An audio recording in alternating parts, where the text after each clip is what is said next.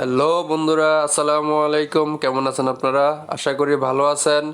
আমরা আলহামদুলিল্লাহ ভালো আছি। আমি অনেকদিন যাবৎ বলছিলাম আমার বউকে আমাকে কেক বানিয়ে খাওয়াইতে, সে আজকে আমাকে কেক বানিয়ে খাওয়ানোর চেষ্টা করতেছে।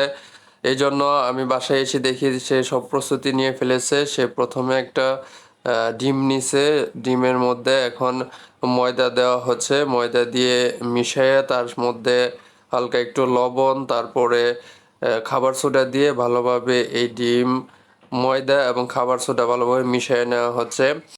আশা করি কেকটা খেতে অনেক মজা হবে। এরই মাঝে আমাদের মাঝে দেখেন উপস্থিত হয়েছে আমার মেয়ে। সে খুব দুষ্ট, সে প্রকৃতির, এবং সেও কেক বানানোর চেষ্টা করতেছে। এখন নেড়ে চেড়ে ভালোভাবে মিশানো হচ্ছে যাতে কোনো সমস্যা না হয়। এবং আমার বউ আমাকে অনেক ভালোবাসে, সেই জন্য সে ভালোবেসে আজকে আমার জন্য কেক বানাইতেছে। আর আরেকটা কথা, যারা আমাদের পেজটা এখনো ফলো করেন নাই তারা পেজটা ফলো করে দিবেন, আর যারা ইউটিউবে দেখছেন তারা সাবস্ক্রাইব করে দিবেন।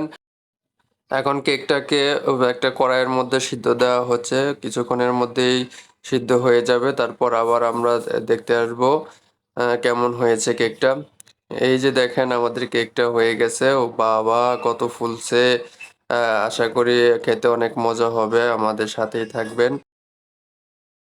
এই বেঁচে রাখলাম, কাটি কাইটা দেখি কেমন হয়েছে। হ্যাঁ, লবণ দিছিলা? মিষ্টি?